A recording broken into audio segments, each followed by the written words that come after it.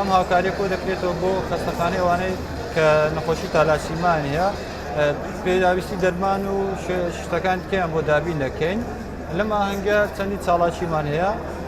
سەرەتا چاڵاکێکی گروپی شانۆمان هەیە کە گروپی شانۆ پێشکەش دەکەن گروپی مۆسیقاشمان هەیە کە گروپی مۆسیقا لامین بەشداری دەکات ئەم گروپانە هەمویان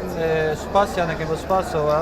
بە کارێکی خۆبەخشانە هاتون بەشداری دەکەن ئەم کۆمەڵی تالاسیماش سرودێکی تایبەت بە خۆیان هەیە.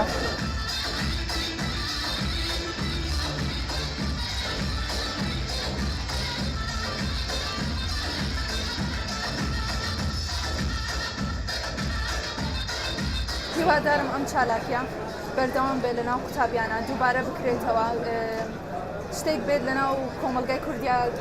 پەرەی پێ بدرێت چونکە بەڕاستی کەسانێک کەم پێویستیان بە یارمەتی هەیە اینجا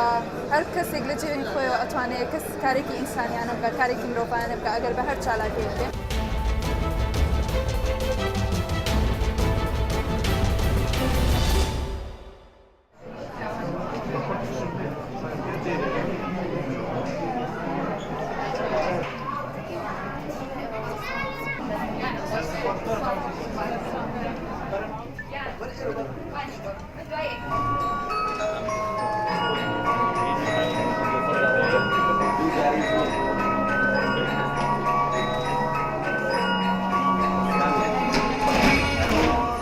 زۆر سپاسی قوتابخانەکەمانەکەین کە گرنگیانیاوە بە ئێمە و فێری ئینگلیزیمانەکەن و هیوادارم هیلاک بن لەگەڵمانە و هیلاکیشن لەگەڵمان.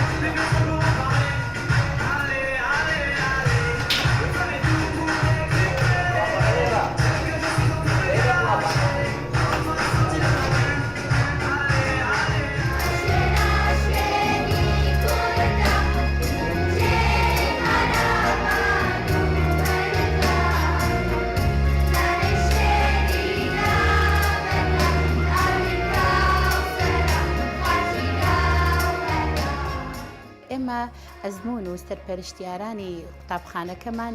و ڕێنمایەکانی وەزارەتی پەروەردەی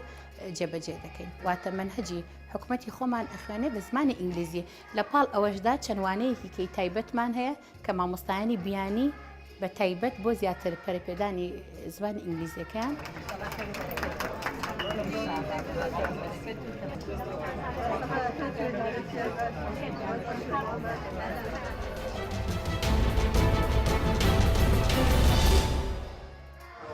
يلا كم بي؟ بلا حشطة 1500 حسين.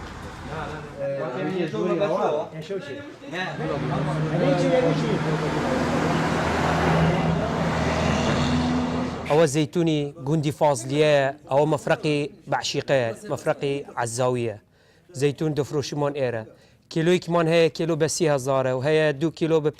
كيلو ببينجا وهي 6 كيلو ببينجا دي شتا بو سليماني بو زاخوي بو دهوكي بو هوليري بردرش بغاي لحمو منطقي لحمو كردستاني ديشت يعني زيتوني جندي فاضلي بنامو دنجا براستي